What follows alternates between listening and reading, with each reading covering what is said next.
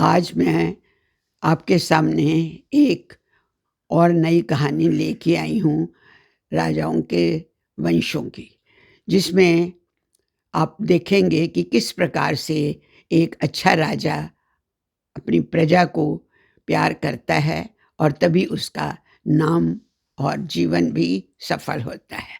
तो मैं आप सबका स्वागत करती हूँ आज इस कार्यक्रम में। जितने भी बड़े छोटे सब आए हुए हैं वो ध्यान से कहानी सुने।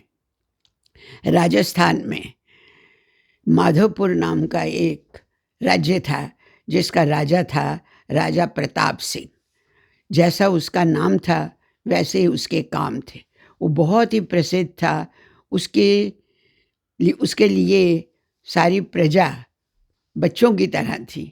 उनका लालन पालन वो ऐसे करता था जैसे कोई अपना बच्चा हो। उसकी एक एक धड़कन का उसको पता होता था और वो सोचता था मेरा जीवन इनके साथ बंधा हुआ है और इनका जीवन मेरे साथ बंधा हुआ है।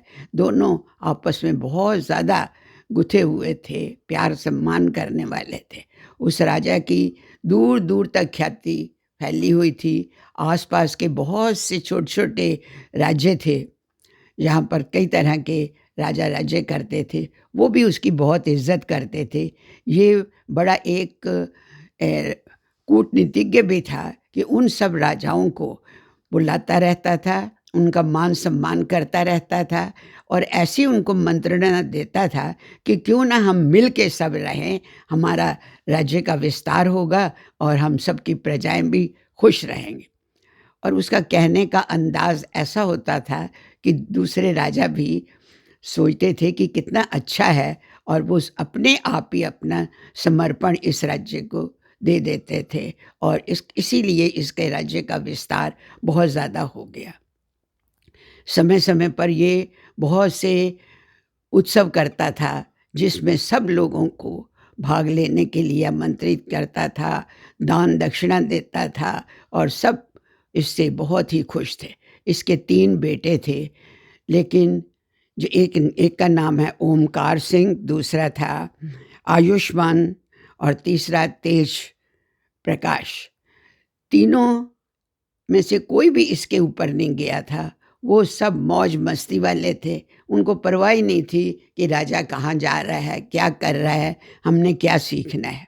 बहुत बार इसने कोशिश की राजा ने कि इनको किसी ठीक प्रकार से किसी तरह की ट्रेनिंग दी जाए, लेकिन पता नहीं उनके ऊपर इसका बिल्कुल वश नहीं चलता था।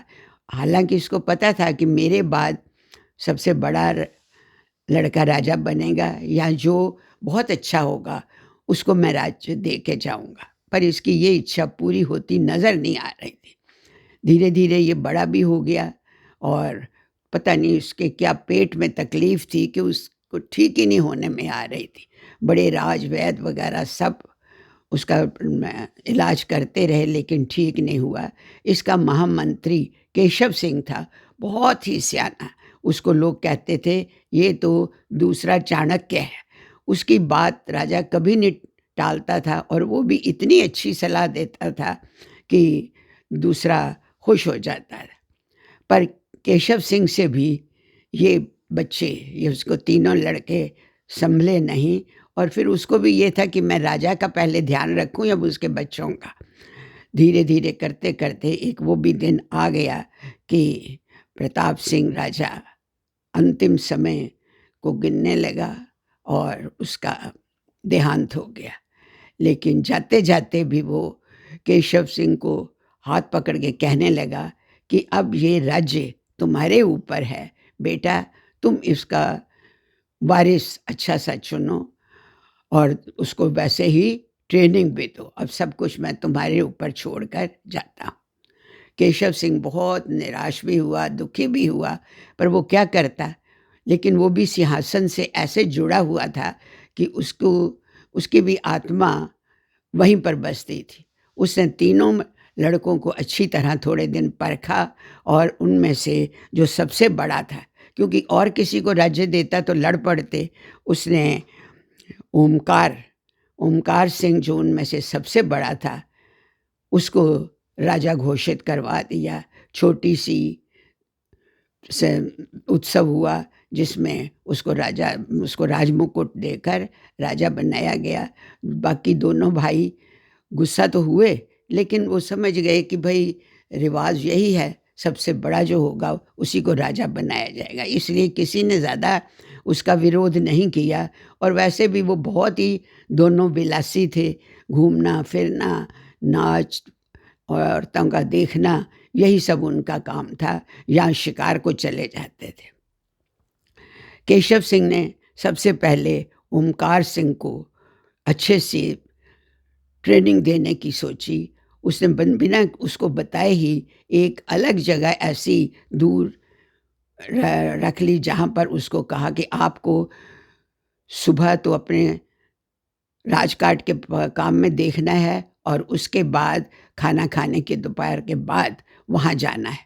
ऐसी ट्रेनिंग उसको दी कि वो इनकार नहीं कर सका, और वहाँ उसने लड़ाई से संबंधित, तीरंदाजी से संबंधित और कूटनीति, सब प्रकार के उसके लिए ट्रेनिंग देने वाले लोग थे, और मन भी उसका लग गया और उसने बिल्कुल ठीक रास्ते पर चलना शुरू कर दिया।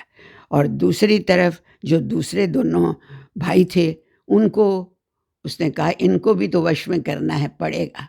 उन दोनों को अलग अलग एक एक राज्य दे दिया कि तुम यहाँ के राजा हो, मुकुट भी पहना दिया, सब कुछ, कि तुमने बड़े राज्य की तरफ ध्यान, माधवपुर की तरफ ध्यान नहीं देना, अपने अपने जो तुम्हें राज्य दिए जा रहे हैं उनकी देखभाल करो। और उनके साथ भी एक अच्छे अच्छे मंत्री चुन के दे दिए। वो दोनों अपने अपने में इतने खुश, अपने परिवार में और अपने राज्य में, जैसा उनकी इच्छा होती थी वैसा ही वो करने लगे। तो कहने का भाव ये कि तीनों भाई अपनी अपनी जगह सेट हो गए।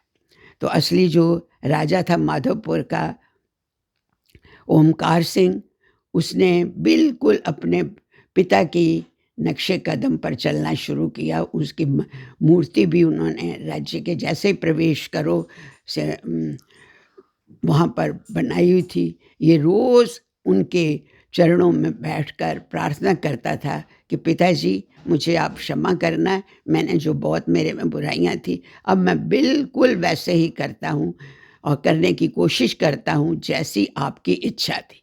और इसको आगे से ऐसे लगता था कि पिता जैसे मुस्कुराते हुए उसके सिर के ऊपर हाथ रख रहे हैं। इसी प्रकार से उसका खूब राज्यपाठ चलता रहा। दूसरे दोनों भाई भी अपनी अपनी जगह ठीक ठाक रहे। तो इस प्रकार से उसका राज्य और भी बढ़ा। एक बार कोई मुगल राजा ने उसके ऊपर आक्रमण किया। उस समय इसने अपने पिता को इतने सच्चे दिल से याद किया कि इसके दोनों भाई भी इसके साथ आकर खड़े हो गए और लड़ाई के मैदान में उन मुगलों को के छक्के छुड़ा दिए, और वो इनको छोड़कर इसी प्रकार से आगे चले गए।